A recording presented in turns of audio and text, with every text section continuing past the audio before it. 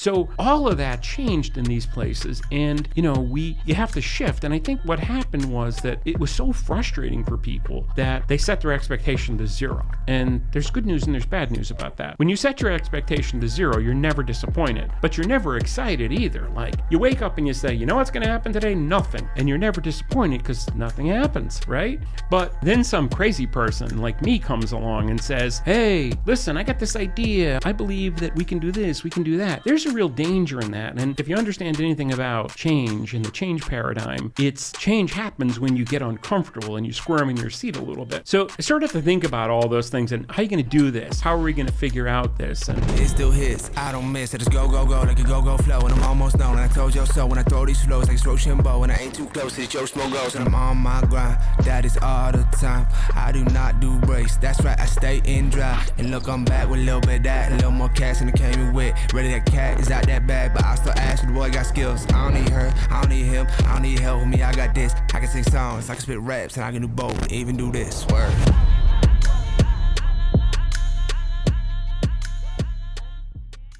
This episode is brought to you by Sweat Tent, the pioneers of the portable wood-burning sauna. Did you know that using the sauna 3 to 4 times per week could reduce your risk of cardiovascular disease by up to 50% and make you 60% less likely to experience Alzheimer's disease? That's why I've been a big fan of the sauna for years. But having to go to a crowded gym to do it isn't ideal. And all the at-home options are bulky and expensive. That's why I only use the Sweat Tent for my sauna needs. It's the most storable and affordable wood-burning sauna on the market.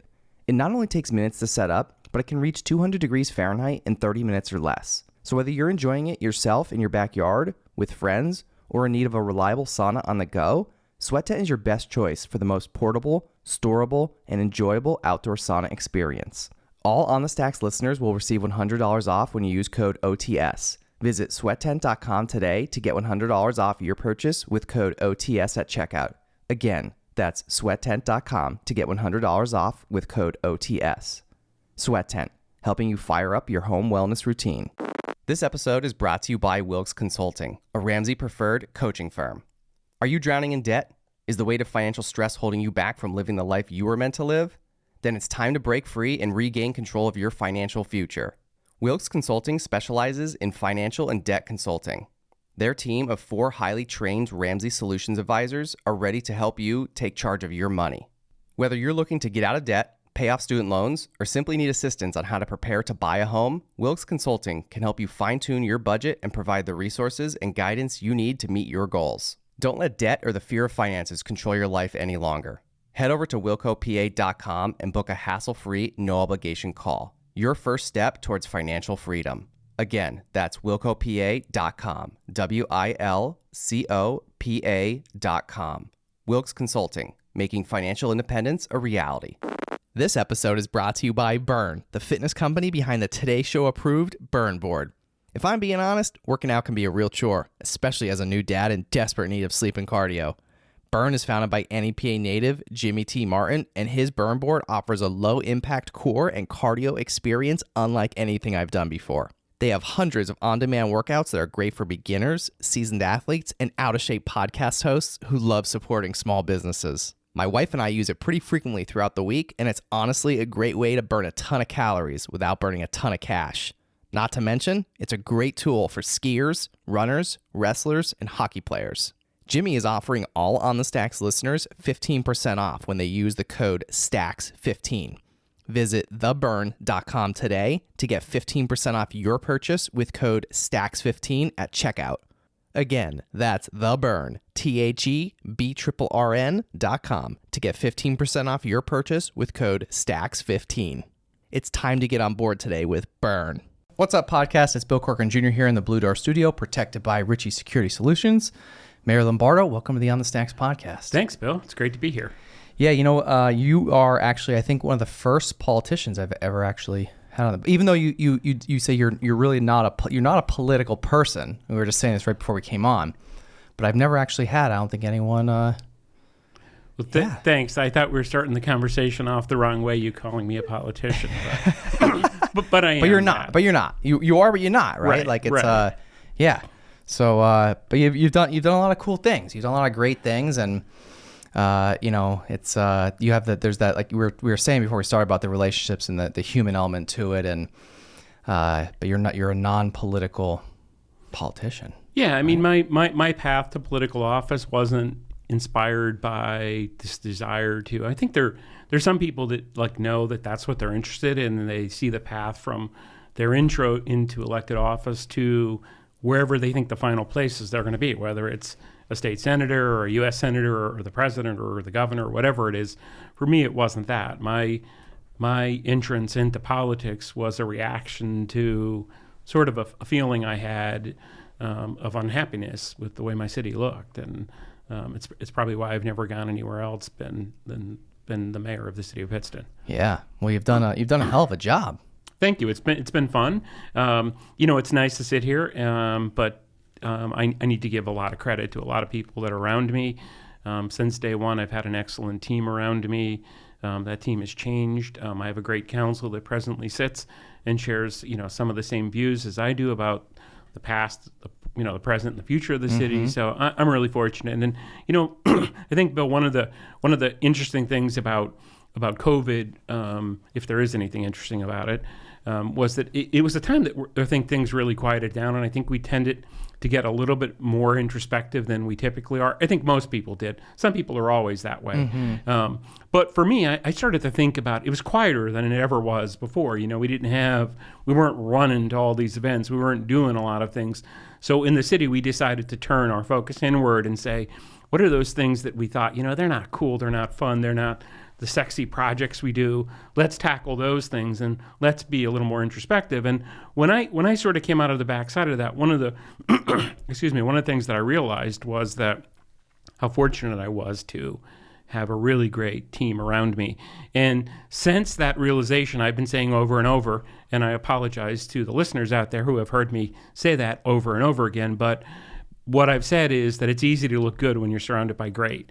And I really feel that way. I'm really super blessed and grateful to have such an awesome team of just talented people that are getting it done. And, I can have crazy ideas and just dreams about where we're going to go, but if you can't effectuate those into actions, then you're not really good. So I'm really lucky, and I love what I do. Yeah, that's great. And, I know we don't really know each other that well, but we're gonna learn right now, right? Sure. But one of the things that I really like about you that, I know, and I think everybody knows about you, is that you're a get it done type guy. I mean, you kind of just touched on it a little bit, but like I said, right when we first started, like you've done a lot with the city, and I know you really pride yourself on actually getting things done. And I'm like that same type of guy. There's a lot of people that say they're going to do things and they're going to, do this and do that. Well, again, it doesn't have to be political anything. I'm just saying there's a lot of people that just, talk the talk, but not a lot of people that walk the walk, right? And yeah, I appreciate that about you. Thank you. Well, I like to work. I mean, I was brought up that way. I don't ask anybody to do anything that I wouldn't do myself. And one of the really interesting exercises when I first entered into office in January of 1998, I made a commitment that I was going to go and spend time with each aspect of the city. I don't think the police were super thrilled about that.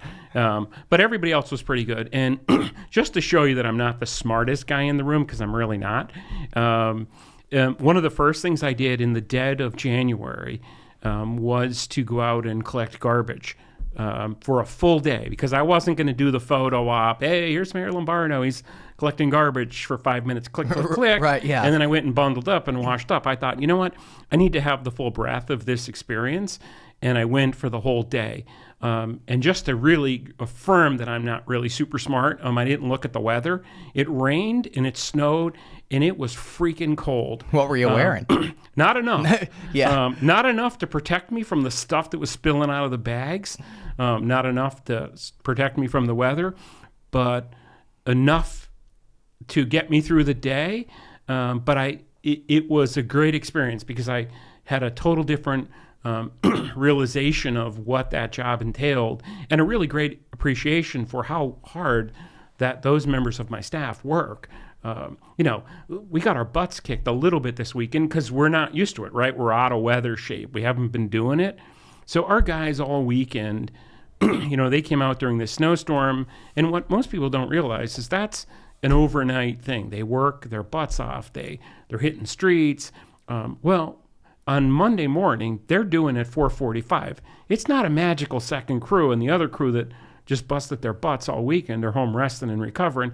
It's the same guys that get out and start slinging garbage and recycling, and they essentially deal with everything that's thrown at them. So, I've learned very on to get back to point that, you got to like understand what it is you're doing. And that's really helped me when we've negotiated union contracts. I have an appreciation. And quite honestly, I may get in trouble for saying this, but, I don't think we really have a great appreciation for how hard those people work. And we need to do a better job at making sure that those employees are paid the right way. And that's one of my goals for the next 3 or 4 years, really to be, you talk about, people throw words around like, life-sustaining salaries. What the hell does that really mean? And I think we need to get to the bottom of it. So a lot of those things have come, but they come because you got to understand what it is you're doing. And, anybody that thinks, oh, this isn't New York City, our fire guys don't risk their lives as much, it's all a formula. It's a function of number. So it's just as dangerous here. It's just as dangerous here for our cops. It's just as dangerous here for our fire guys. And I know that better than anybody. I mean, back in 1993, I lost a brother fighting a fire as a volunteer, and that greatly affected my life. And that was one of the other things that sort of pushed me, into political life. Not the idea of being an elected official, but the idea of serving the public. And I thought, geez, my brother did it as a volunteer and paid the ultimate sacrifice. The least I could do is step up and do something. Yeah. So, like, what really inspired you? Like, I know you touched on it a little bit before, but like, what really inspired you to want to like, I'll say, have a positive impact on the community, like that you're living in? Well, I'll tell you a true story. So I went away to school, and it was really the largest chunk of time that I spent away. I went to school in Lewisburg at Bucknell. I did my undergrad and grad degree work there, and that was the longest chunk of time really I spent away from after 4 years old, because my dad was sort of quasi in the service, and we moved a little bit in the beginning. So the rest of my time was here, and my formative years were here, and much of who I became was affected by, the city and the downtown, and my relatives were there. So went away to school, I come back, I eventually get married, we start a family, and I am basically, going through my day-to-day routine. And here's the thing. When you do that, and we were talking about family before, as you add each of those layers of life, you become less focused on the other little pieces. It's where the collective unconscious comes in. That thought of like, geez, I'm at the office. Did I stop at that stop sign, on the corner of Wells Street? I don't remember. Maybe I did. And those days that you start driving to work and it's not a work day, but it's why you're on the Ave, so you think you're coming here. And that happens. So I tell you that for a reason, because it sets the stage for this story. So it's 1995, and my brother-in-law, who spent a lot of time out of the area, and is still out of the area, would essentially sort of target come home. And what I mean by that is he'd either land at the airport or drive from where he was living right to his parents' house up in Houston. So that was it. He'd get there. He'd spend time there. Most of the time, they wouldn't go out for something to eat. Maybe they would. They'd go up to the mall or something. The short of it is they weren't spending much time in downtown Pittston.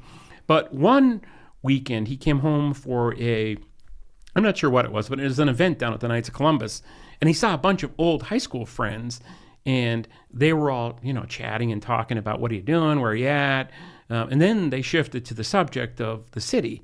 And the conversation quickly shifted to like, man, like how did things get so bad? I mean, this place looks like, a bombed out war state. Like there's boards. It was a little run down. It was. And there were boards on the windows. So I happened to see him the next day, and we were shooting the breeze, and somehow we got to that point. And he told me the story, and I thought, like, what the hell are you talking about? Like, because it's like incremental, you don't really see it. It's like, it's, you see your friends, and then you see some of those people you didn't go to school with, and you see them 10 years later, and you thought, geez, I haven't changed much. What the hell happened to those people? Yeah, right. What happened? But the guy that you see all the time, he's moved along sort of in your sight, right? So the same thing happens in the city. So I decided that, I would be judicious and fair about my reaction. And the next morning I got up, and instead of running, exercising and running the next morning on my normal route, I decided that I'd finish up at the start of Main Street, and then I'd walk the rest of the way home. And I did. But I did, and I paid attention. It wasn't this time that I was going to the bank to do something, or going to the post office, or going to pick something up at Sabatelli's Market on Main Street. It was that I was paying attention, and I was looking left, and I was looking right, and I was looking up, and I was looking down. When I got home, I realized that I had no right to be pissed off about what anybody said, because it was worse than it was relayed to me. And I really got frustrated. And I thought, my game plan was to be back here. I made a choice to come back here.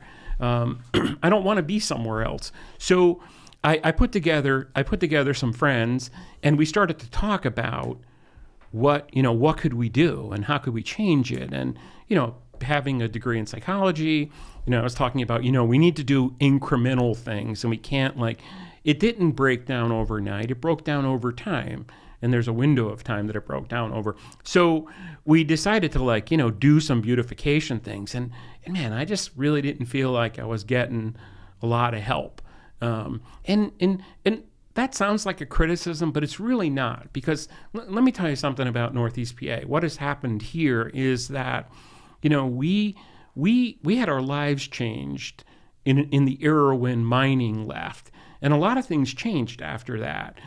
In Pittston, the garment industry was a sister industry, and it started to evaporate. So we got to this point where the playing, and much of Pennsylvania is like this. I mean, insert the industry. It's steel, it's coal, it's steel in Allentown, it's steel in Pittsburgh, it's lumber in Williamsport, it's gas up in Bradford County and up in Oil City. So all of that changed in these places, and you have to shift. And I think what happened was that it was so frustrating for people that they set their expectation to zero. And there's good news and there's bad news about that. When you set your expectation to zero, you're never disappointed, but you're never excited either. You wake up and you say, what's going to happen today? Nothing. And you're never disappointed because nothing happens, right? But then some crazy person like me comes along and says, hey, listen, I got this idea. I believe that we can do this, we can do that. There's a real danger in that. And if you understand anything about change and the change paradigm, change happens when you get uncomfortable and you squirm in your seat a little bit. So I started to think about all those things and how are you going to do this? How are we going to figure out this? And I wasn't getting anywhere. And every time I went to City Hall, and again, this isn't a criticism, because the more I get involved in this, for the most part, good people serve in office. They don't always do good things, and we're all people. None of us are perfect. I'm far from perfect. I can do 5 podcasts with you about all the mistakes that I've made. But the fact of the matter is that every time I went there, I didn't feel like anybody was rowing the boat with me. And one of the things that was happening was that I was having these conversations, and I was starting to realize why we weren't moving anywhere. And the culmination of it, really, that put me over the edge and made me run, because I had no other choice, was a person that worked for the city, and I don't want to single people out, took me outside and pointed across the street from City Hall and said, do you see that house over there? I said, yes. And they said, they pay $692.50 in city tax, and I don't give a shit about anything else. That's what I care about, right?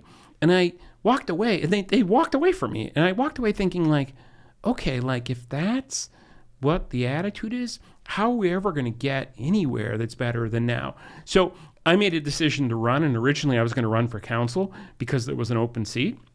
And then as I studied the landscape and realized that one vote wouldn't help me, I'd be a sort of a voice of one. And then some other political stuff started to happen. And that's a whole nother fun podcast. And my good buddy, Jared Ferrantino was on the... Yeah, shout out to him for hooking us up here, because, He and my cousin, also Mike Lombardo, who's an attorney and served on council, they were on the front line with me, and we went door knocking, and it was a really cool political experience. But what I realized is that I needed to have a majority come into office. And I realized that one of the roles of the mayor is to be the greatest cheerleader that a municipality could have. And I thought I could fill that role. So I shifted from the council run to the mayor run, and I brought 2 councilmen in with me. And in 1997, myself and my 2 running mates, Phil Campenny, who is now presently a school board member over Wyoming area and a great guy, and the late Tom Mickey McFadden ran for office, and the 3 of us won.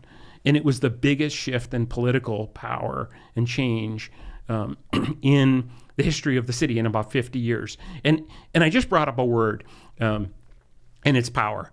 And it's a very interesting word in this day and age. And, Senator Bob Casey's dad, the late Governor Casey, used to talk about, what did you do when you had the ability or the power to make a difference? And I always thought about that, and I've always thought about that. And I would hope at the end of the day, whenever the narrative that's written about me is that I tried to do good things with it. So I've always been cognizant of that coming into office. So when I got into office, and I got elected, it was like, okay, now I got to learn all this stuff. And the fact that I was ignorant to politics and the structure of government was a bad thing, but it was really a good thing, Probably too. worked more to your benefit. It did, because it made me do a deep dive. So the city of Pittston at that point operated under what's called the third-class city code. So I literally took that code and I read it from front to back. The first couple years of time in office, I spent like days looking at it. I could tell you every line of the budget. If you asked me where the pencils were, I could tell you where we bought them in the budget. Now, I've gotten great people around me now, and I spend less time reading about the pencils in the budget. And more time having giant pencil sculptures. Right, because yeah. that's much more fun. Exactly. Yes, yeah. Shout out to Scott Nichols. Scott Nichols, yeah, is one of my favorite people. Scott Nichols has never met a crazy Mayor Lombardo challenge that he doesn't like, and I keep throwing them at him, and he keeps knocking them out of the park. So big shout out to him. Yeah, he's crushing it. And one of the things I didn't know about you right before we came on, you were saying about your psychology background, right? And out of a lot of things that you just said, there's obviously a lot of psychology behind all of it, change, everything, like and power and all that stuff. Like, and to me, it's very fascinating, right? Like, I'm always interested in psychology and stuff too. So, I feel like your psychology background has also probably been a great benefit to you to be able to, I'll say, get things done. Yeah, it really has been, and I thank you for bringing that up, because it's a good cue. It's like we practiced, right? Yeah, people are gonna think this is rehearsed or something, right? It's not. Yeah. I mean, we should try the tango after this. I think we might kill it. Yeah, yeah. And by the way, everybody, when I said to Mayor Lombardo, like, we were texting the other day, and I said, hey, like, maybe send me a couple things that that you think might be worth talking about, whatever. He gave me like a couple real short bullet points, which is fine, by the way. I'm not criticizing, Thanks. Right? He gave me a couple real short bullet points, but then the very last thing he said was something like, and you said, and whatever else you want to talk about, I don't do scripts. And I was like, yeah, good. Like, we don't do it either. You know what I mean? So it's just, it's true. It's real, right? Yeah. So hold the script thought. Yeah. I want to tell you a funny story about that when I was running, but let me tell you the psychology thing. Very much my experience influenced how I would lead. My experiences in life, but also my time at Bucknell. And I had 2 great professors there. One of them who actually just came about 2 months ago to visit me in the city, Mary Wetzel, who is an ed professor from Bucknell, came, and it was really great. It was like showing the city to a parent. In a way, she was a parent of my political ideology. And I say that because when I was at Bucknell going through the clinical counseling program, one of the things that I learned about was this thing called the hypothesis testing model. And it was this idea that you identify a problem, right? And that's not the answer. So it's not for me to say, hey, Bill, you broke your finger. Yeah, okay, but how am I going to get relief for my broken finger? And that's sort of the model. Like, you identify what the problem is, then you put strategies in place, and that's not enough. What you got to do is come back then and test the effectiveness of the strategy. And I had this other great professor at Bucknell who taught animal behavior and behavioral psychology, and his name was Dr. Roger Tarpey, and he used to say over and over, what gets measured gets done. What gets measured gets done.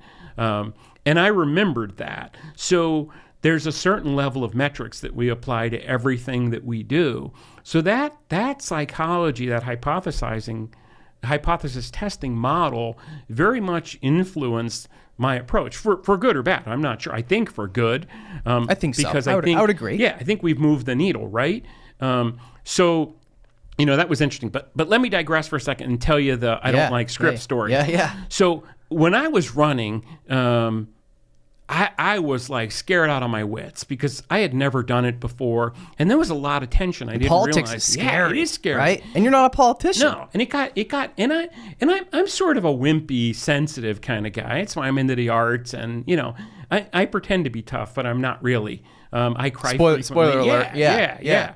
So, I probably cried once or twice to a Celine Dion song. I thought I heard you crying in the bathroom before I might have right? been. I think You were Michael warming Bolton was on. Yeah, you were warming up your voice, and Yeah. you're like, I don't know if I can do the show today. Yeah. But so I was like really nervous about running, and there was this like, so I didn't realize that there was such a huge political divide. There were some people in the city that were really ready for change, and they were very angry, and you didn't have to push them to the edge of their seat because they were already up out of their seats. They were lighting the torches, right? So some of those people came on board with me early on because they just didn't like the people that were there. So there was this old guy who's one of my favorite people. He was older then. He was probably just a little older than I was now, but I mean that was 25 years ago. So I thought he was an old buck. Now I realize he was pretty damn young. Yeah. But his name was Joe I. Infantino. And he was the head of the housing authority, and he was just a political. I know we're not supposed to say this, but he was the rock stars get mad, but they can say they're great politicians if they want in reference to what they do. So he was a political rock star, really, and I just really respected him and admired him, and he had good advice. So my first rally, I busted my butt.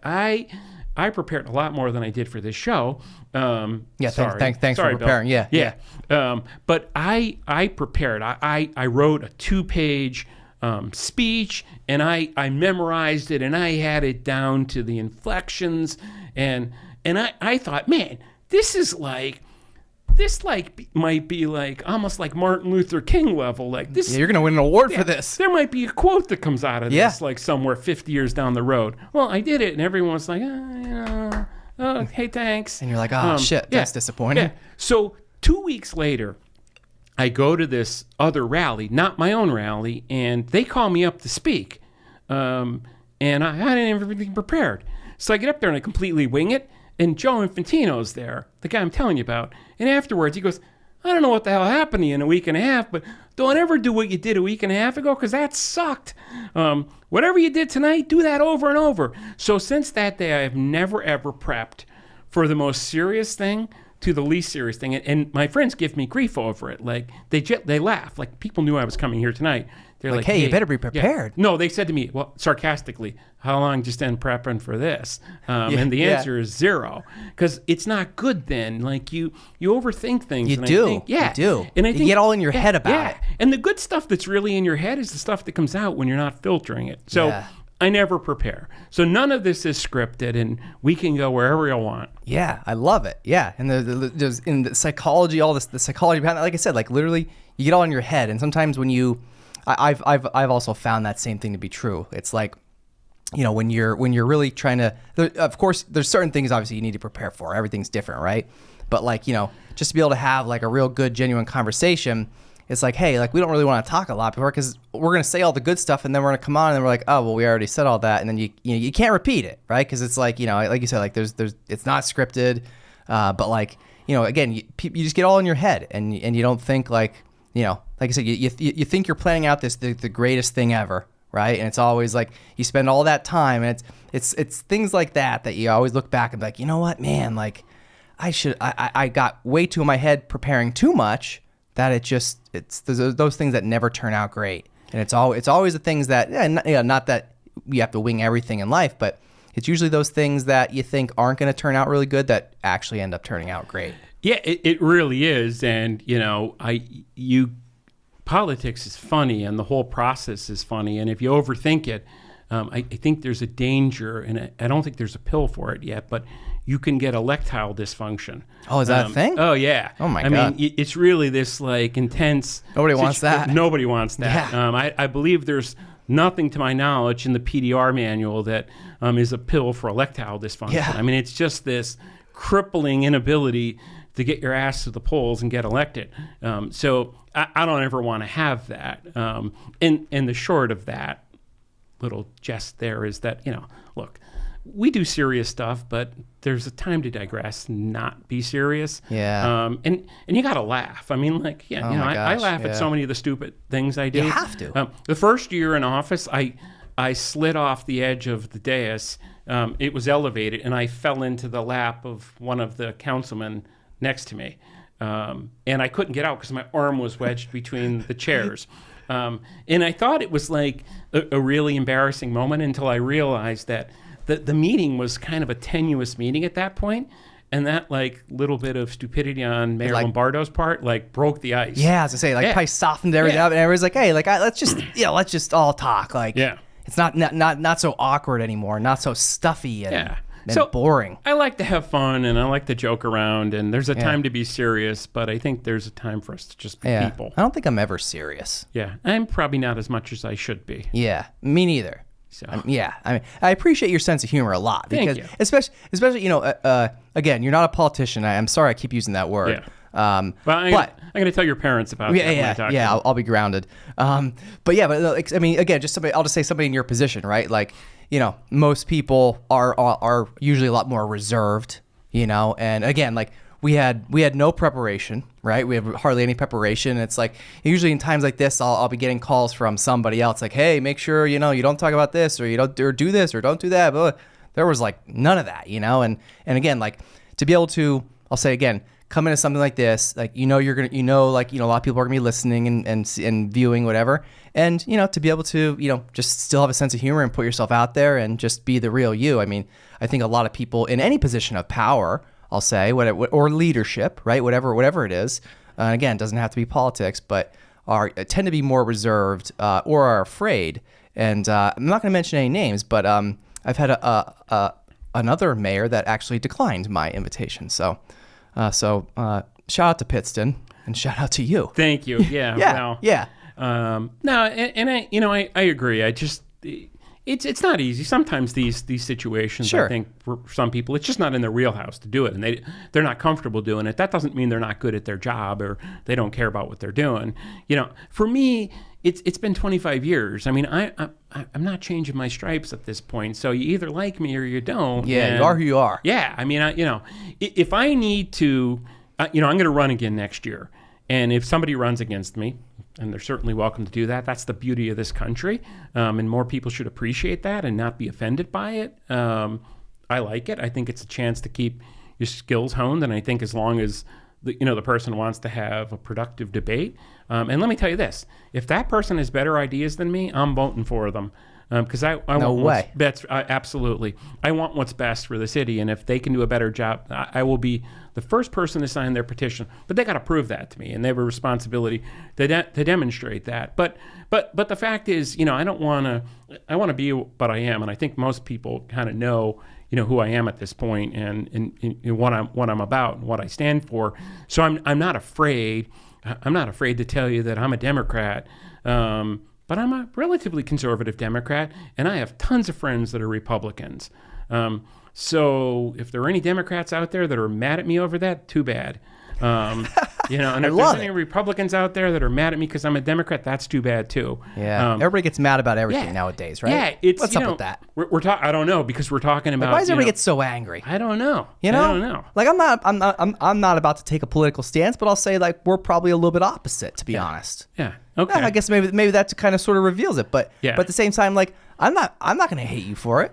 Like, you know what I mean? Like I'm not gonna say you're an asshole, right? Yeah. Like you're a great dude. Yeah. But a lot of people get really like mad. No, they do, and they want to fight, and it's not about the label. It's about what you do, And at the end of the day, my responsibility is not to a party or the other party or picking a party. It's the people that elected me, and I'm pretty confident that especially this last time, I was elected by Democrats and Republicans, and it was actually a very proud moment for me. My last election, I appeared on both sides of the political ledger. And while we're talking about that, listen, this whole like aisle thing, it's bullshit. It is bullshit. Here's an idea. Let's get rid of the aisle. Let's slide everybody together. I was going to ask you. I was about to ask you this question. Yeah. What are your thoughts on that? It's really easy because, I don't know why it's so challenging in Harrisburg and Washington to cross the aisle.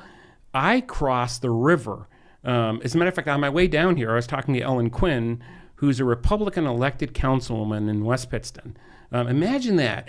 And for about 15 minutes on my way to meet you, Bill, I had a cordial conversation with some lunatic Republican. Can you believe that? Like, come on. So if I can cross the river to get to the other side, then I think it's not that hard to cross the aisle. And, you know, at the end of the day, all seriousness, I think that's something that's been lost. And quite honestly, you know, I sent you a little flip commentary in my bullet points about, you know, the politics of nothing. Yeah. What I mean by that is, you know, like, look, you see this water bottle here? If I'm David Copperfield, I can make you think it disappears. It never really disappears. It's an illusion. And I think, you know, and it's an illusion based on, hey, Bill, look at my hand over here. Hey, the water bottle's where'd gone. it go? Yeah, where'd it go? Wow. It's under the table. Yeah. So we shouldn't be doing sleight of hand. We should be dealing with real issues. And at the local level, we have real issues that we deal with every day. On Saturday, we had real issues, whether you were a Democrat or a Republican, how the hell you're going to get the snow off the road as soon as you can and make the road safe. Those are real issues. You know, we talk all about, you know, all the time to my colleagues across the state that are mayors, Democrats, Republicans, Independents, about the real stuff we do. I want you to tell me right now, and I'm going to sit and wait. I'm not going to say a word until you tell me the Republican and the opposite Democrat way to plow a street. What's the answer to that question? I don't know. We're going to be here all day. Exactly. Yeah. So I think, you know, that's the point. And, you know, I understand parties and I understand the need to be in them, but I also think that we're at a really fragile place. I think the whole country is. I think it is, and we're angry and very divided. Yeah, and we have some right to be. Sure. And I don't know about the divide, but I think we can get together. And I think at the local level, we have a responsibility to demonstrate how to conduct good government. And I can tell you, Mayor Jeff Cassatt in Hazleton, who's a Republican, is one of my very close friends. Mayor, I told you before this session, one of my closest friends in this Commonwealth is Matt Pacifico, who's the Altoona mayor, who's a Republican. I don't have political conversations with them, oddly. I have conversations about the stuff we do every day. But I want to give you a piece of, start the new year off with some good stuff. All right, let's do it. I can tell you that right now, and I can speak to a quarter century of elected office, or time in office, that I would say to you right now at this moment in time that northeastern Pennsylvania has not been in a better spot with some of the electeds. And I mean my mayor colleague friends, whether it's Mayor Brown in Wilkes-Barre, Mayor George Brown, who's an awesome guy, Mayor Cassatt, who I just mentioned, Kevin Coughlin up in Nanticoke, Mayor Cognetti in Scranton. You know, everyone, Mayor Bannon is a new elected official up in Carbondale. We're all communicating, and that web is getting better. Mayor Slaughter, Derek Slaughter is the mayor out in Williamsport, who's a close friend of mine. We meet quarterly, and we talk about issues, and we get things done, and we get things done collectively. And none of those conversations, and I will bet you anything, we're in a hot year where, you know, we're coming into some national elections. I will guarantee you that none of those meetings, any of us have conversations about the politics of things. We have conversations about the real stuff. Hey, like, you know, the glass market and recycling has gone to hell. Like, what are you going to do about that? How are we going to fix that? Because when you leave bottles in the garbage weight goes up. And when the garbage weight goes up, your fee to dump the garbage goes up. And at the end of the day, you're scratching your head saying, hey, we're $40,000 over budget. How the hell did that ever happen? Well, because there's glass in there's yard waste. You know, so those are all things we got to figure out. So I think that's the answer. And I think at the local level, we have a responsibility to basically keep our acts together and start to work. And I think, you know, we can work with the counties on that, and we can start to do some things. In the city, we have a multi-jurisdictional land bank that helps us with blight in municipalities. And there are 10 municipalities and 3 school districts, Pittston area, Wyoming area, and Wilkes-Barre School District, that are in this land bank for some tax implications. And we've made great progress doing that. And the way forward is together. And as long as you have an aisle or you let a river separate, you're not going to be together. So, you know, I've learned that in my years. And I've got good friends, and I'm proud to say that. I'm not embarrassed to say that. And, you know, I like to talk to those friends, and I like to share ideas. And we don't always agree. I don't always agree with my closest Democratic friends. So how am I expected to agree with somebody whose ideology all the time is a little bit different? Let's accept up front that we're going to have differences, but let's set the tone. And I tell a story all the time. I call it the Baptist survival. So I'm a Catholic, and it's brought up that way. And I go to church, and I even read in church. So I know the way the Catholic Mass starts, and the middle of it, and the 2/3 of it, and the end of it, and the holidays, and all those things. I got asked to speak at a Baptist church once, and to go back to my speaking, I was deathly afraid. Like, I don't know anything about a Baptist church. What am I going to do? And furthermore, what am I doing speaking, like, in the Mass? Like, we don't do that, Catholics. Like, there's very much of a script that you do. If you're speaking, you're reading something. You're not up there saying, hi, it's Mayor Lombardo, and I'm going to tell you about. So I get to this Mass at the Baptist church, and I did that. No preparation? No, I did, because I was very scared. Okay. Because I didn't know what I was going to talk about. So I had this together we can achieve many things, and we are a community, and all this those was a serious bullshit buzz stuff. Yeah. So I get to the bullshit Mass. stuff. So I'm sitting there, and I'm sitting at the Mass, and the Mass starts, and they open with a song, and I think, geez, I know that song. We've sung that once or twice. So the further along I eked into the Mass, I realized that my problem and my approach was flawed. The flaw in my approach was that I spent all of my preparation contemplating how we were different, and I should have contemplated the one or the two or the three or the four things that made us the same. And once I did, and that became, I quickly tucked those cue cards back into my pocket, and that became the cue of my speech up there for the brief 2 minutes or 3 minutes or 4 or 5, because I never shut up. And afterwards, I got the same reaction that I got from Joe Infantino from Reverend Breeze, who said, wow, that was like really good. Like, you must have spent tons of time. Yep, I spent tons of time. And then I had to go to Catholic confession for lying. Yeah, that's right. Yeah. Did you say your penance? I did. Okay. I did. Good. What did you get for it? I think I got 2 Our Fathers and a Hail Mary for lying to a Baptist priest. Okay. Not too bad. Yeah. No, not too bad. Yeah. I've gotten worse. Okay. Yeah, you made it through. Yes. Yeah. But I think it's it's very interesting you said about finding essentially finding commonalities and common grounds. And I think at the end of the day, I think that's really all that it's about. And I've had people in the past, I've had every range of guests pretty much on this show you can possibly imagine. Every walk of life, from a gangbanger to a prosecutor, literally complete opposites. And Jared Ferrantino fell somewhere on that spectrum. He did, and I think I'm not sure if he's on the gangbanger end. I don't know. I'm still trying to figure it out. But again, and again, everything in between that. And I've even had other people say to me in the past, when I would say to somebody oh, I think I'm gonna get that person on the show, and they're like, what are you, nuts? And I'm like, what do you mean?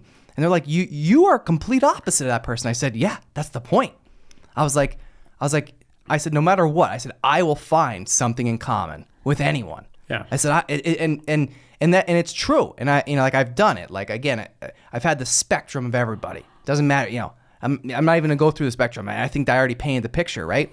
But the point of it is that at the end of the day, you're just sitting down and having a conversation. Yeah. Everyone's human. And I'm telling you, no matter what, forget politics, whatever. It doesn't matter. You're just having a human-to-human conversation. You're going to find common ground. And I think one of the easiest ones, as we were talking before, is music. Yeah. Right. Again, music is one of those things. And I was telling you before, I had a conversation with somebody else recently on an episode, not long ago, that there's nobody in the world that doesn't like music. And it's when you want to try to have a conversation, relate to somebody, I mean, even if you don't like the same music that I do, we both have an appreciation for music. That's commonality, right? And I could appreciate any musician. I don't care if I don't like the music or the genre or the artist, whatever it is. I just appreciate the talent.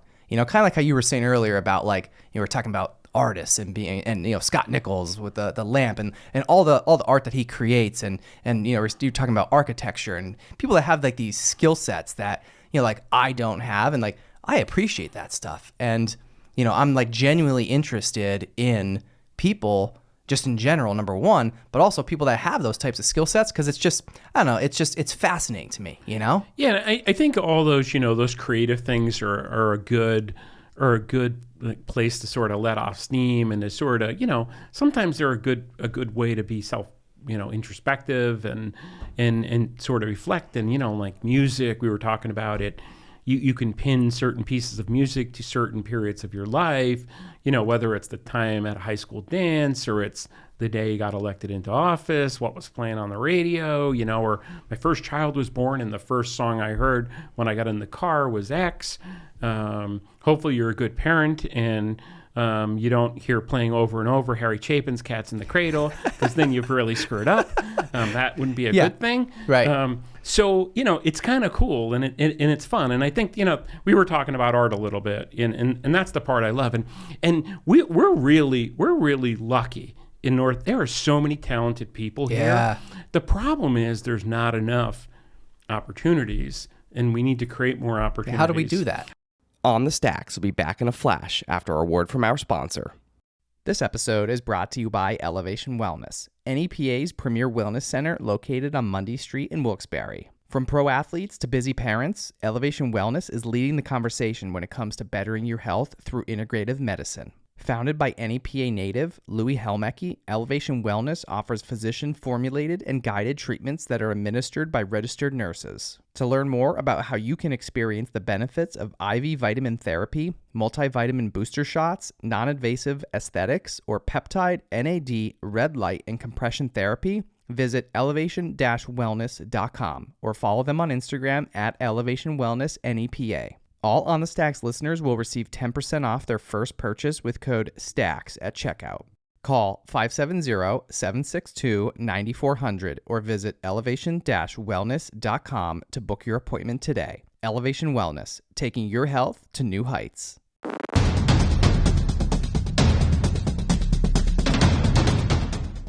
A lot of times when people are in car accidents, kind of forget what we should do. First and foremost, call 911. Then, get out of your car before moving it and take pictures. It's so important to capture what the cars look like immediately following the accident.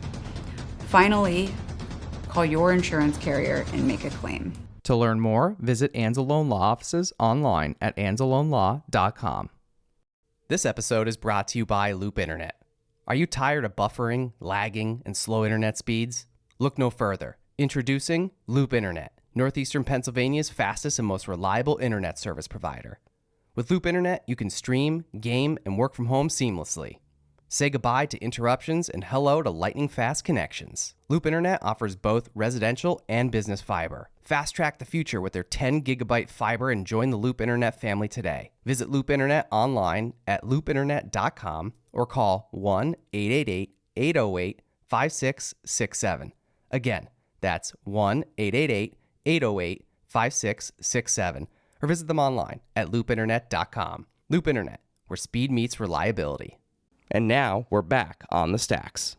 And we need to create more opportunities. How do we do that? Well, I think that, the public art thing, which for me has been one of the core sort of strategic value propositions to how do we get progress in the city? How do we make the city of Pittston a destination? How do we make ourselves different from someplace else? Everyone's heard me talk about wanting to have more art per square foot than any place in the Commonwealth, and we're going to continue to work on that.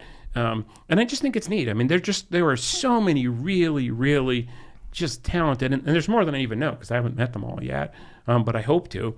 We did this thing called the Art Loop Trail that we started about 2 years ago, and it's an outside art installation that you kind of walk and check out these pieces.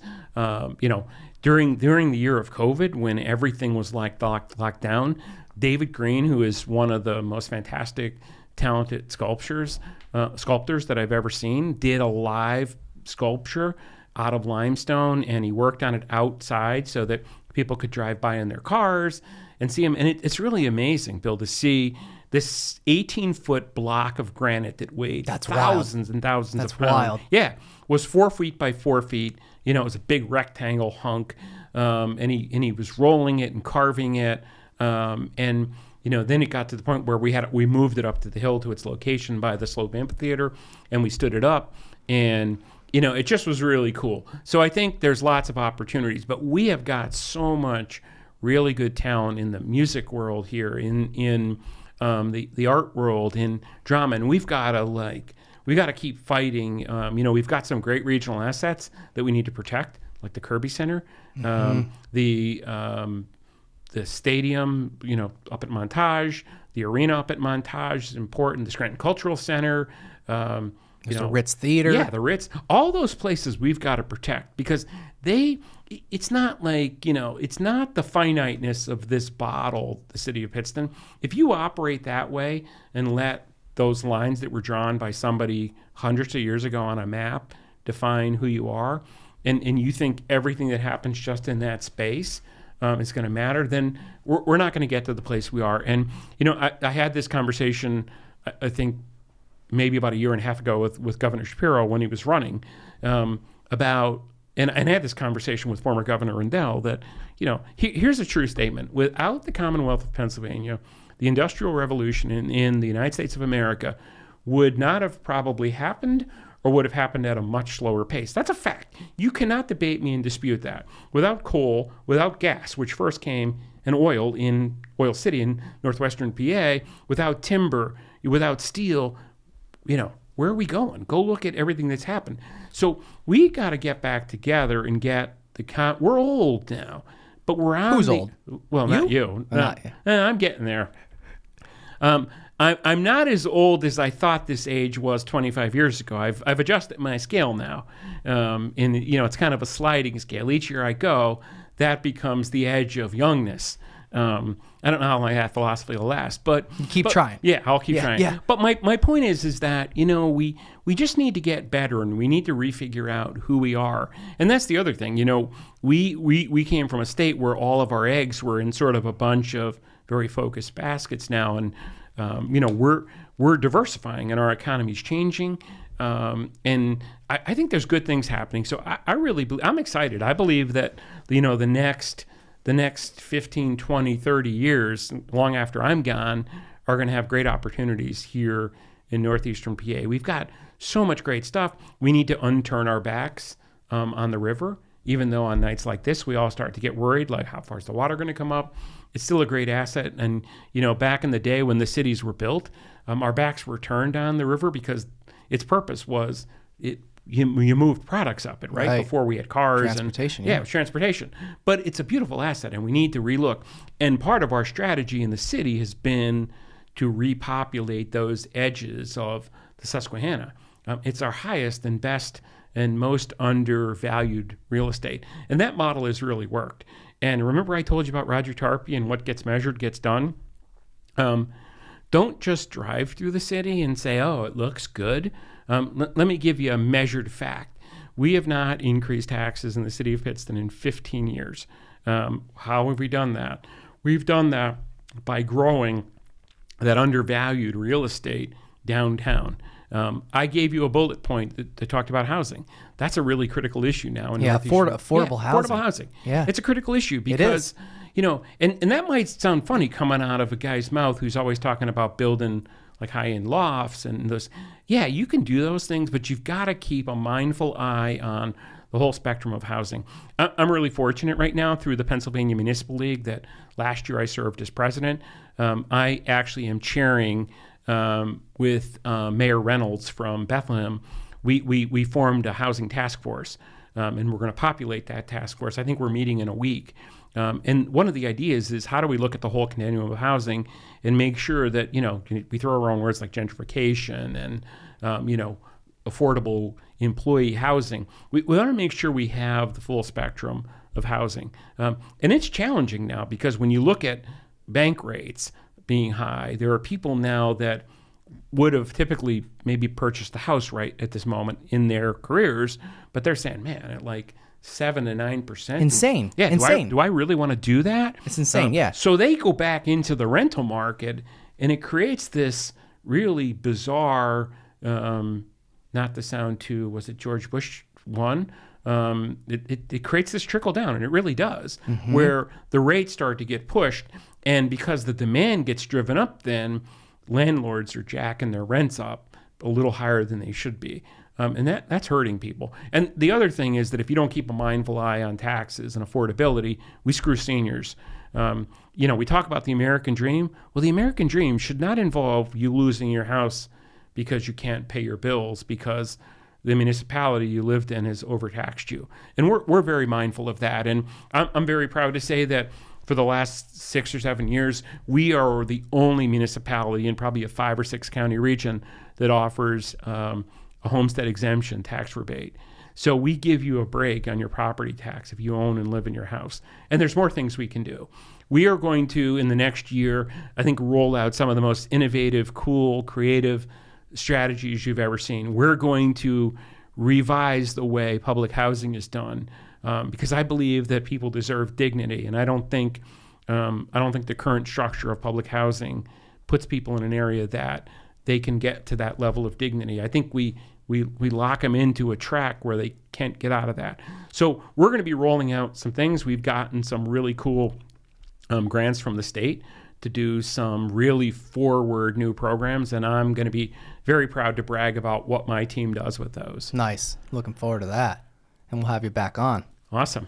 Part 2, part 3, I feel Yeah. like there's multiple more parts coming. I think there was one that you said we want to talk about all the mistakes you made or something. And we can do that. Right. That could be like a blooper reel. Yeah, that's going to be like the most recent Mission Impossible. You'll have to stick around to the second part of the Lombardo screw-ups to get the whole picture. Yeah. So, you mentioned the American dream. Do you think that still exists? Yeah, I think it does. I think, and the good old days are called the good old days for a reason, and they're not really defined by the good old days for everybody is a little different, right? Your good old days might be different than my good old days. But it's still there, and I think it's this thing we look for, and I think we got to get back to that. And there's nothing wrong with that, and that may sound wishy-washy and wishful, but I believe it's possible. And I think we need to get back to looking at those. I think we could do a better job at the way myself and my administration included. We're far from perfect. There's lots of things we can do better. And we try to learn. I thought you were perfect. Well, no, not really. I'm not sure who told you that. I don't know where I read that, but probably somebody I grossly overpay. Maybe, They wouldn't even tell you that. Yeah. No, I'm not. I'm far from it. But I can tell you this: I'm perfect at learning from my mistakes, and I keep a mindful eye on them. I told somebody once, I spoke to this class of students, and I told them I'm not the best at anything. I try my best at everything. And I learned that from my grandfather, who was an old school Italian carpenter. I'm named after him. And, he taught me those lessons. And, the person that should be most critical of you is you.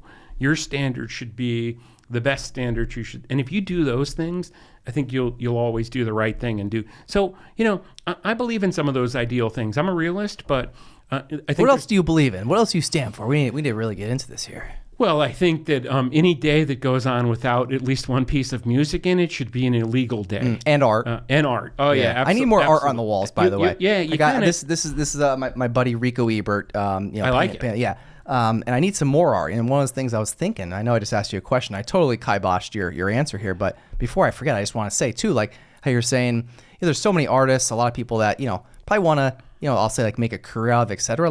Listen, people, I think I have a few extra walls in here, real estate. Give me a piece of art. I'll put it on the wall. We'll put it for sale, and we'll keep it there until it sells. How about that? That sounds like a real. If you know any artists that have some art that they're trying to sell, and maybe they're struggling to sell or whatever. Let's just get something on the wall in here, and we'll put a little price tag on it, right? And they'll get some free exposure, and when it sells, great. I have a couple ideas of people that I'll send your way. Good. But that is a good point. I mean, here's the thing. I don't really believe you should ever say I don't like. There should be no absoluteness to anything. I don't like art. Well, I don't. I can kind of sort of. I can knock you off your seat in about 3 seconds in that. Pretty much anybody.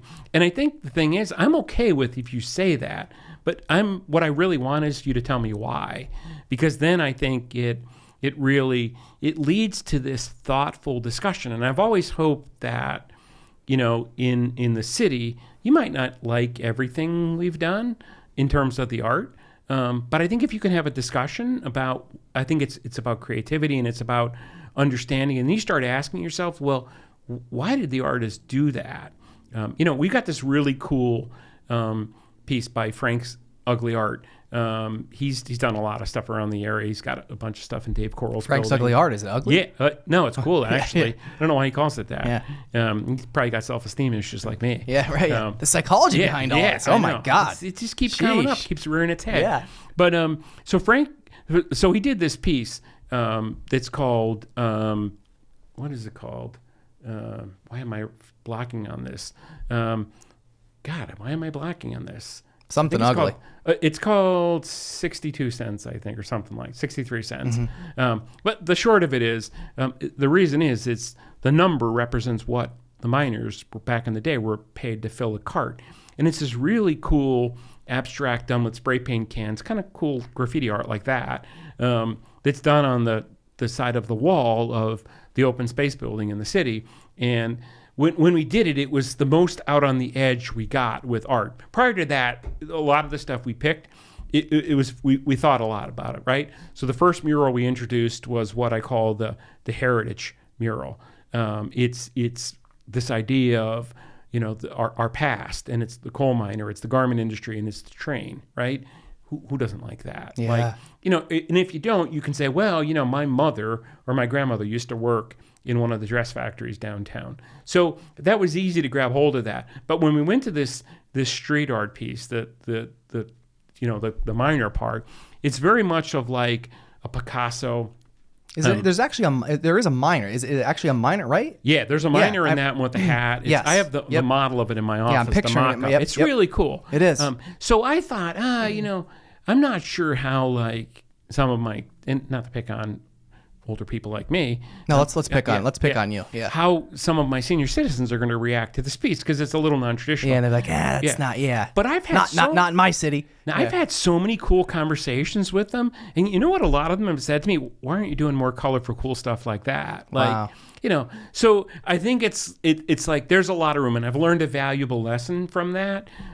Whenever somebody says to me, "I don't like that," I say, "Okay, I can accept that, but can you tell me why?" Why? Yeah. Because then we can figure it out, and maybe the next piece we can get, I can not add to my list of screw-ups, and do something you actually do like. Do you keep a log? Like, is it actually called list of screw-ups? And I do. It's in this drawer. That where's has the drawer? Yeah. Oh, it's old. It has very worn out wheels on it, and I usually pull it out at night in my head, and it rattles and it makes the worst noises, and that's when I visit the list of crap that I've done the wrong way. yeah. I can say crap now because if my dad was still alive, he'd yell at me for that, for being inappropriate. But so I didn't ask you if I could swear and do those things. You could, on the yeah. show, We're but allowed to. well, Yeah. We're allowed to. I figured, what were you gonna do? Kick me out of here? Yeah, no, I don't think I'd ever kick you out. Thanks. As long as you send me maybe some cool artists or something. I have some ideas. Yeah. We're gonna talk offline about some ideas because like I said, I got some space in here that I could use some something, and plus I'm always looking for new cool guests too. So Yeah, and this just not to be serious for too long, but even like this whole idea of like the podcast idea is a new thing. Let me tell you a funny story. The first time I ran when I started to run in 1996, a good friend of mine, Joe Valenti, who's been involved in a lot of businesses in the area, and he's a Republican. Those Republicans. Yeah, those Republicans, damn them. Yeah. They keep rearing their heads. Oh, jeez. But They're the worst. Joe called me when I was running and goes, "You have to get an email address." And I'm like, "An email address? What the hell is that?" It's like 1996. Yeah. So I had to go and get like AOL, the little guy running across the screen. And the bing, dial up. Yeah. I missed that a little bit. Yeah. Because I was kind of like Pavlov's dog, See, we're back to psychology. We are. I'd wait for the little guy to run across the screen, and I'd hear all those noises, and then I'd know like my stuff was there. You've got mail. So, yeah. How was that? So I got an email address, but nobody emailed me anything. You just got the stupid chain letters. So- like if you don't forward this. Yeah, but I'm gonna make a point here. Like, see, this is why it was called the good old days. Because yesterday, I spent an hour of my day with people busting my chops on Facebook and me fighting back with them. when I just had mail and there was none there, like life was easier. So that's why it was the good old days. So, it's a give and take. But, this new form of like where we are, I think like we're all figuring it out. What do you think about it? I think it's kind of cool. And I think, quite honestly, when you look at how do you position yourself, and I just had this conversation with Mayor Cognetti about a year ago, I think we're, again, in a really cool spot because, again, there's not a whole lot great about COVID, but there are some things that we learned, right? We learned that to do some of our jobs, we don't need to be right where we thought we needed to be, which makes Wilkes-Barre and Scranton and Pittston and Hazleton a much more viable place. So if we can create all these cool amenities around it, people want to stay. People want to stay. And I have to give a shout out to Rob Miracle and Discover NEPA because they've done a really good job at highlighting, I don't believe in firing squads, but I think they should be brought back for anybody that says there's nothing to do around here. Oh, yeah, line them up. Line them up. It's kind of ridiculous. It is ridiculous. There's tons of stuff to do around here, and even if you there's actually like too much stuff, but in a good way. There is. And even if there's not, they, like a couple years back, from what I've observed, they invented these modes of transportation that actually will let you get like 2 hours away to like Philadelphia, or 4 hours away to DC, or 5 hours away to Boston. And we're in a great geographic location. So, what is it that you want to do? You can even now like sign up for SpaceX and go into space. So you can do that from here. Just by going on your little device, whether it's your handheld or your so there's a lot of opportunities. So I think we gotta, if I had a final message, it would be like, I'm pretty certain that the glass is more than half full. So I'm not going to spend too much time worrying about what isn't there, and appreciate what is here. And I think that's sort of the base for where we go. And I think that's how we figure it all out. And I think that's the optimist in me. And I believe that there's not a problem that doesn't have a solution. And I like problems because they make you think and they make you figure things out. And then you get to brag about doing things the right way. Yeah, exactly. And maybe some of the mistakes along the way. Exactly. And you learn even more. Right. And, but that gives me 2 more podcasts with Bill. That's right. Yeah. That's right. Yeah, the more mistakes you make, yes. The more good things you do, and the more bad things you do, I'll have you back. I'll have you back exactly. on for all of them. Yeah. And you never have to worry about me with a hot mic because I have like a simple rule. Whatever comes out of my mouth is the shit that I was thinking about anyway. So I'm just going to say it like that's the way it is. There we go. No scripts. Yeah, no scripts. No scripts. Yep.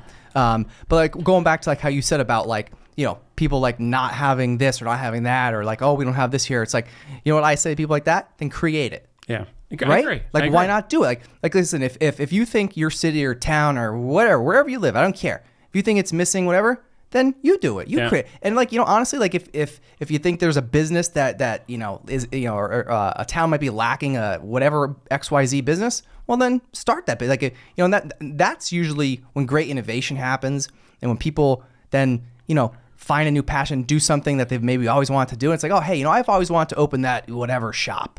It's like, this town doesn't have that shop. Well, then, hey, maybe then you open it, But a lot of people don't want to do the work. No, and we were talking a little bit sort of on the edge of technology and what does that mean for us.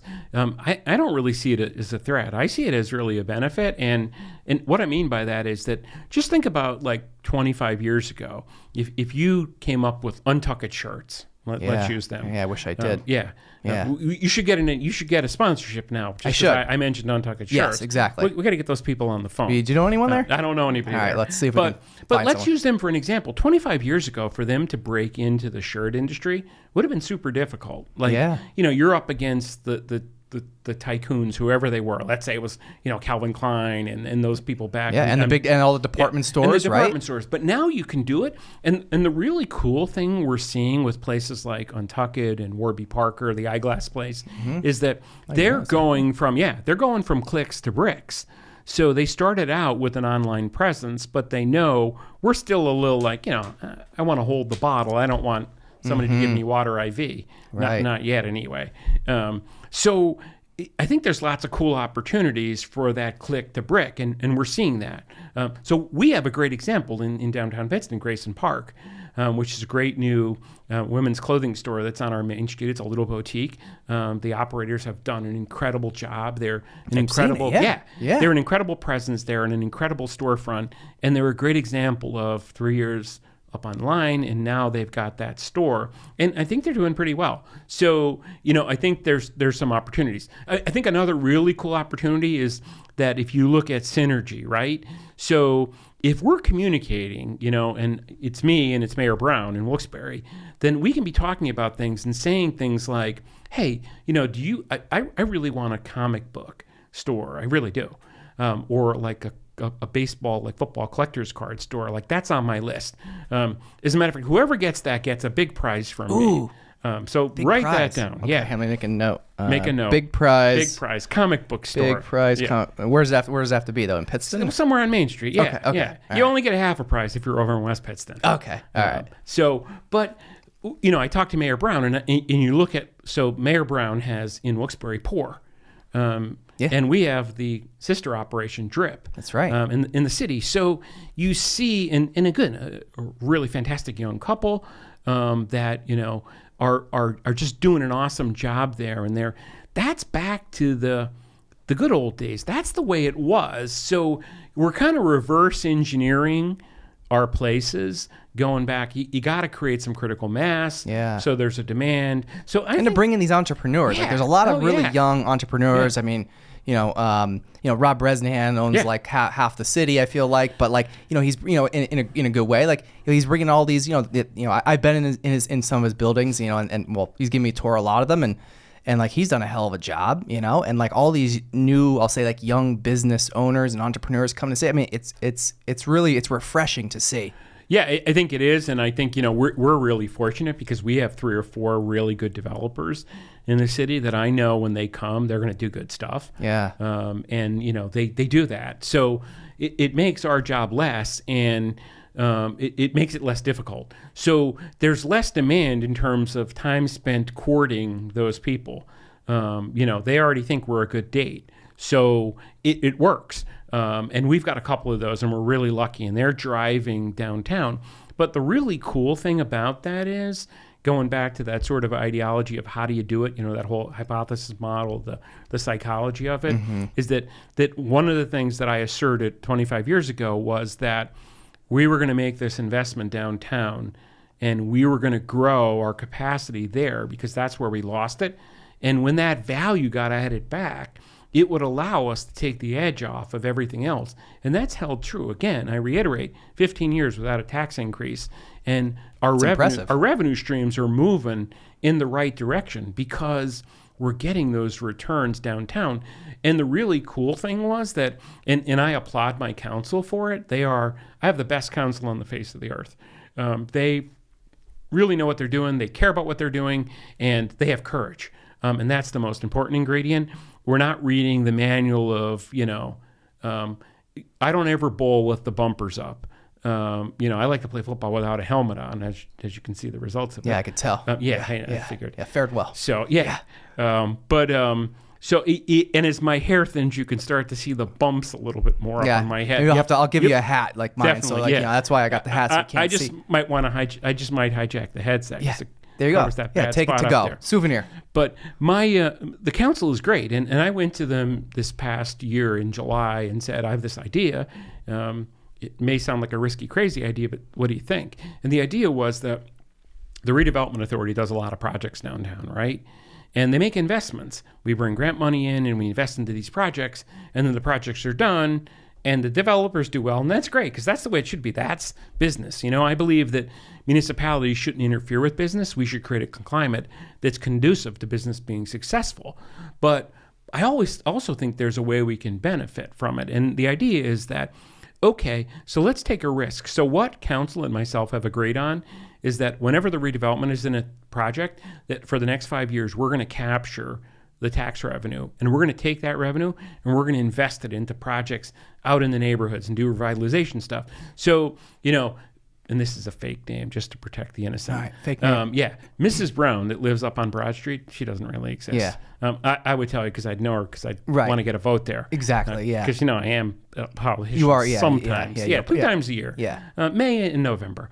But Mrs. Brown doesn't really exist. But the idea exists, right? So, she's up on that street and she's on a fixed income. The problem with that is that the level of that income might just be like, let me tell you a crazy sentence that sometimes we have to say. I'm sorry, we can't help you replace the roof on your house, even though you need it, because you make $12 too much a week.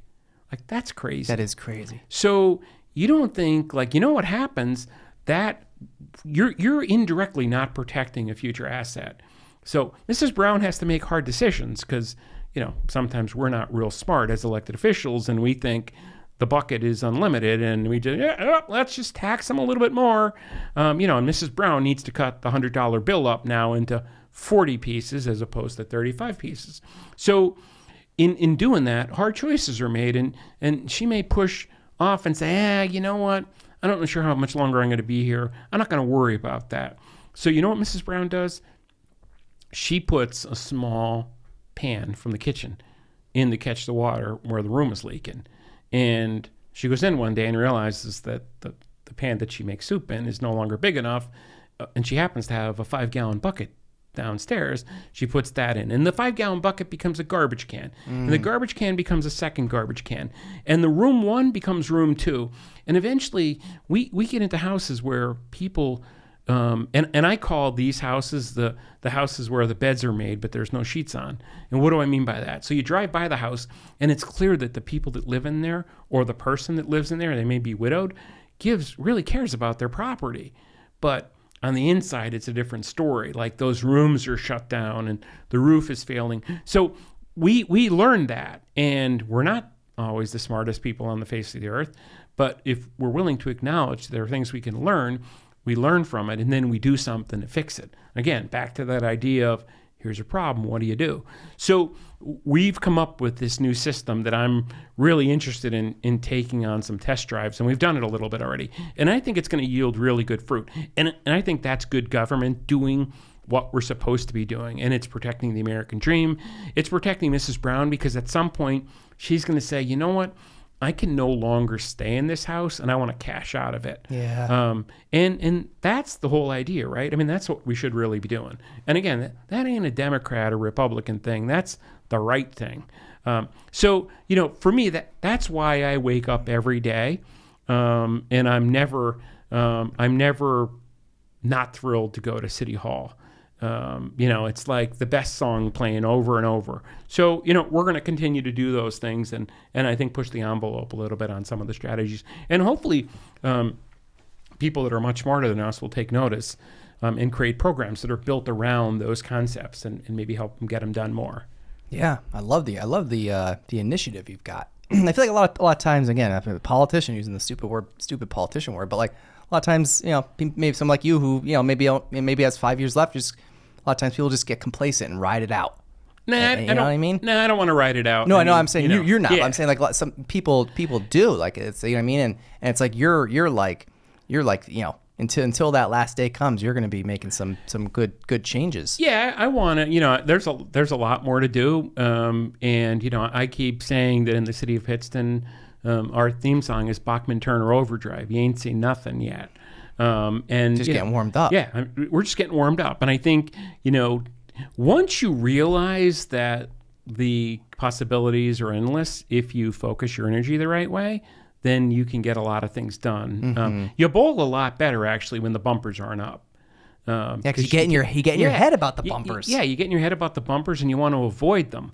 And they make you realize the gutters are there, too. Mm-hmm. So, that whole idea of, I think, risk-taking a little bit, we're in a spot where we can do that a little bit more, and I think we can do it in a calculative way and, kind of measure the outcomes. So, again, paying attention to make sure we get the right results. There's definitely a psychology of it. And I'll tell you something else funny, Bill. I wish I wrote all these things down because when I was first running, one of the things that were levied against me was, I was 33 years old. He's a kid and he's got no experience. What's he know? He just his degrees in psychology.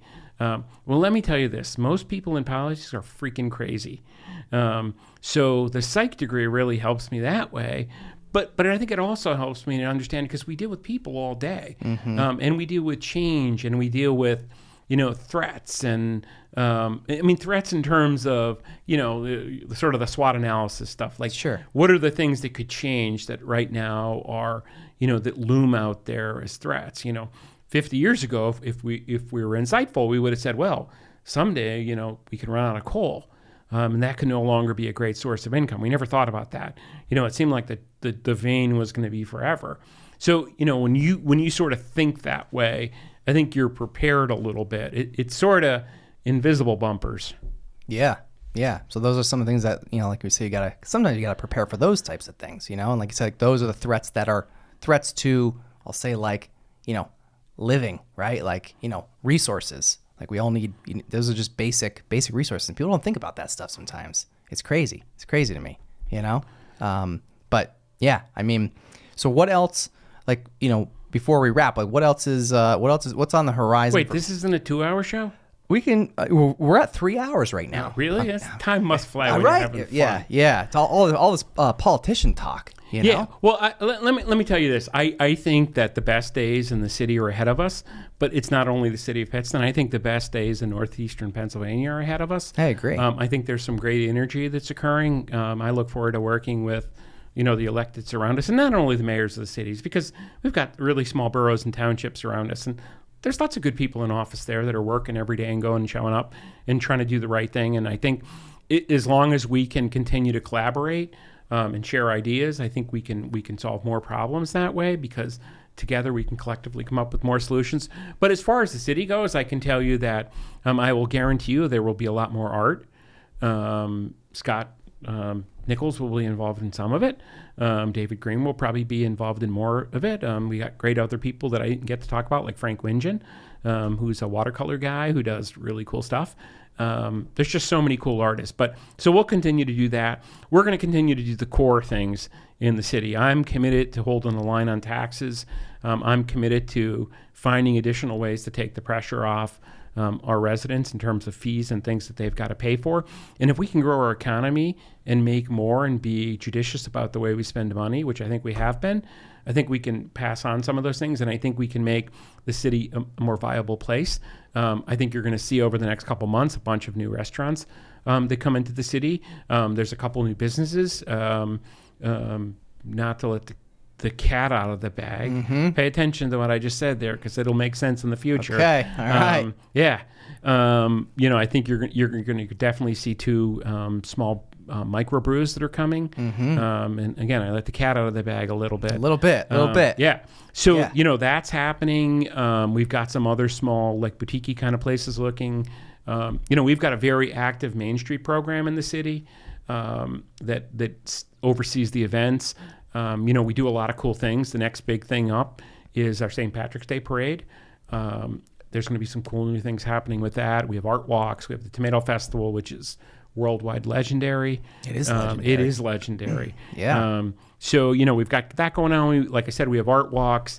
We do this thing called Prohibition, which is kind of a play on words, because we serve alcohol at it legally. We have bands that come in and play, and we're looking at growing that. We do our Shop with the Cop event. We do a lot of community outreach stuff, because I think that there's a false narrative out there now. One of the things that we didn't touch on, and just for 2 seconds I'll touch on, is that I'm an order guy. You got to have rules. Like, it's not helter-skelter, everything goes. Without order, you have disorder, and nobody wants disorder. No. There's not. No. If somebody Chaos. tells you that, they're bullshitting. Yeah, nobody wants chaos. It's fun for a little bit of time, maybe for a moment or two when you're in the mosh pit at an Alanis Morissette concert. Yeah, but then that's it. But other than that, it's not it. And the older you get, the less you want to be in the mosh pit at the Alanis Morissette concert. Yeah, get a little more brittle. You do. It's what you got to drink, milk. Right. Strong bones. Do we have a milk name? We can get a milk sponsor. Oh, we're gonna have to. Yeah, we do. Blue Ribbon Dairy. We should Blue Ribbon. give God. them a shout out. Yeah, I need a milk mustache. And just to show you how like non-territorial I am, they are actually across That's right. the river. They're across not even one of the Pittston. bridges. One of the bridges still work, or is one of them still broken down? I'm completely responsible, according to everybody else, for the one broken down one. Which one is broken? I So forget. the Fireman's Memorial, the Water Street Bridge. Oh, right. Okay. But that's a good point. So thank you for bringing that up. Yeah. Are you sure we didn't rehearse this, like, at least telepathically? We must have. We must have. When you were talking about over the water, I'm thinking to myself, the bridge thing. Plus, you know, the Sharpie on your arm that says, talk about the freaking bridge. I know. I got all the notes written right here. I you know? see it. Yeah. It's like that Permanent movie Prison Break. Wasn't it the one where the guy had the notes and the tattoos? Exactly. I see it there. There's a bridge there. Yep. I set this whole thing up. You did. Yeah. See, we're back to psychology. We are. It's all about suggestion. Yeah. But, you know, the bridges is a serious matter. I mean, you know, we're very fortunate that the hard thing about projects like that is we don't have to replace one bridge. We got to replace two. You know, you're talking about $75 million. It's a lot of money. Yeah. And let me tell you a secret. Money doesn't come from nowhere. I thought it grew on trees. No, it doesn't. Not in Pittston? It doesn't. No, it doesn't.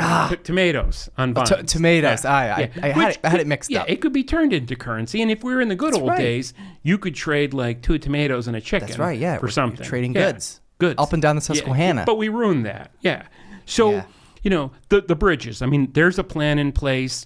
It's a process. You know, there's public safety there. It's not like it's not like, you know, you and I are out in the back and there's a stream and we got a fort and we're going to lay a piece of plywood across it and run across it. Right. And ride our bike. Yeah, that eventually collapses, right? And we wind up in the stream and then we come home and our moms kick our ass for dirtying our brand new kids. Yeah, exactly. Or whatever kicks you got going now. But so the bridges are funded. You know, we've had great support from Congressman Cartwright on that, bringing funds, you know, in the governor's office, and Mike Carroll, who's a former state rep, and is now down in Harrisburg running PennDOT. So we're in a really good spot. We just need to move the ball down the field and get them done. The good news is that I believe in challenges, there are embedded opportunities. And at the end of the day, when they are done, we are going to be in a better position than we are right at this moment, or whatever you think the best moment of the two bridges were historically. We're going to have wider sidewalks. We're going to have allocations for bikes to cross, better pedestrian safety, better walkability, better connectability, so I can cross the bridge and go over to see my Republican friends in West Pittston. There you go. We can go get some ice cream. Yeah, I can go. We gotta get back to Blue Ribbon here. We have to go back to Blue Ribbon. Gotta. Yeah, I used to live in Exeter, like you know, I say a few years ago. So I kind of used to be like in, you know, over. Well, I was on that side, but I would venture to your side, you know, the downtown Pittston side a lot. Yeah, but yeah, Blue Ribbon. It's I need some. I like ice cream. I do too. I mean, what's your favorite ice cream? I think I like the vanilla with the peanut butter. Oh my God, peanut butter brittle, and I occasionally will like really splurge and get like the brittle shake. That's like so running with scissors for me. This is gonna sound so silly, but I'm not even joking. I mean, that's the same thing. I mean, I know vanilla is very vanilla, right? But there's nothing like vanilla with peanut butter. I agree. Chocolate with peanut butter is not as good as vanilla with peanut butter. Oh, not even close. I'll debate you on that. Not even a political debate, just an ice cream debate. I'm not like a chocolate ice cream guy. No, me either. I just think peanut butter and chocolate. I mean, it's just sometimes too much. Maybe if it's vanilla, chocolate, and peanut butter, maybe that might work. Yeah, maybe vanilla with the peanut butter and a little chocolate syrup on the top. That's sellable. Yes. So right. You know, getting back focused. Stop taking me off track. I know. I had a script and a message. I know. I'm sorry. I know. And I threw you off with the bridge and the ice cream and. Yeah.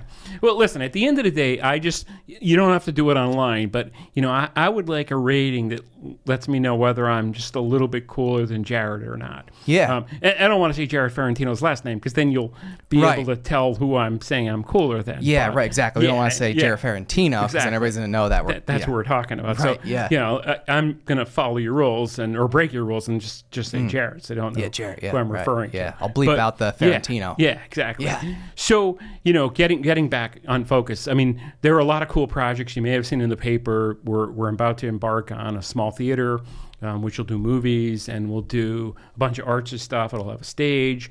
I think that's going to be really cool. That's awesome. Yeah, we're working on landing a new supermarket. As a matter of fact, I'm collaboratively doing that with Mayor Brown. I believe that together we can land a joint venture where we get a 2-for. And what I mean by that is, don't let your mind wander now, that we can both land supermarkets in our downtowns by doing it collectively and maybe incentivizing that deal. So Mayor Brown and I have been meeting and discussing that. We met last week and had lunch at Bravo Mexican. You should get an endorsement there. Bravo Mexican. I mean, if you have not been there, it is killer. I haven't. We've got so many cool places. I love a good burrito. Yeah. I mean, if you've not been to Ricasa and up on the rooftop, great views. Gene Philbin, Peculiar, just opened a cool place. We've got Napoli Pizza, we've got DeMuro's Pizza. There's just we've got Canteen downtown now. There's just a ton of good places. So, we're going to continue to work on some more housing downtown. We're going to continue to work on events. We just finished putting the cover over the stage at the Tomato Festival lot. We're bringing an intricate sound system there, and we're going to be building another small amphitheater so that we can have, lots more music venues. Because I have this really cool thing in my house, and I'll see if you get this. It says life without music would be flat. The musicians out there will understand the B flat. Yeah. Well, I didn't want, Yeah. I didn't want it to go over your head. It almost did. I had to I was like, oh man, I was sweating a little bit there. I was like, oh, I hope I get this. Yeah. Well, I'm still calling your mom for something because you harassed me a little bit. I know. Yeah. Well, it's my job. Absolutely. I'm a troublemaker. Yes. I like to push the envelope. That's what I've heard about you podcasters. It's like a synonym. It's like troublemaker. it's the Wild West. Yes. We have no rules here. Yes. Like we just, we're not regulated. Yeah. We just do whatever we want. But also at the risk of being canceled. Yeah. A lot easier. Yeah, absolutely. So, hopefully, Jared Ferrantino doesn't get upset that we're mentioning his, last name, and you know what I mean? And then, I'm going to be in trouble, Absolutely. Who knows? But yeah, the podcast world is fun. It is fun. It's fun. I'm really appreciative of you're a great podcast thank you. Guest. Yeah, this has been really fun. I've Jared talked you up big. He better up Jared. He did. He's lucky. Yeah, he said you should get on with that guy. He's kind of like fun. You know how much I had to pay him for that? He won't bust your chops too much. Yeah. No, this has been good, and I really appreciate the opportunity. And quite honestly, to those people listening out there, I encourage you to check these things out more. There's just so much good stuff out there now. Yeah. Let's go back to the discussion of don't say I don't like this. We had some fun here, but I think, sure. I think we got some message out too. I think there's some important things going on, but you know what? Let's not be too freaking serious every second of the day. There's enough stress around us. Yeah. And nobody needs any more. No, we don't need any more. Yeah. So just go do good shit. And Exactly. be a good person. It's not that difficult. It's not. That's my plan. It's not that hard. Not at all. Life's not that hard. It's not that serious. It's not serious. That's it. We're gonna end it right there because too many people take too many things too serious. Good. So thank you for your sense of humor. Thanks very much. I had a ton of fun, and thank you very much. If I can ever do anything, life's a two-way street. So absolutely, yeah. And I'll once I get a hold of your journal with all your mishaps. I'll as soon as I get that, I'll post that, and we'll have you back on for a roast, maybe a roast. And I'll be glad to answer to every one of those mishaps. We'll throw some tomatoes at you. Yeah, that's happened before. Maybe at the Tomato Fest. Who knows? We'll put you up there and play some music, throw tomatoes at you, and call it a day. Absolutely. Sounds good. All right, Mayor Lombardo on the Stacks podcast in the Blue Door Studio. Thanks for joining me. Thanks, Bill. If you want to see more On the Stacks content, subscribe to our YouTube channel at youtube.com/onthestackspodcast or search the hashtag OnTheStacks on Instagram, Facebook, and LinkedIn.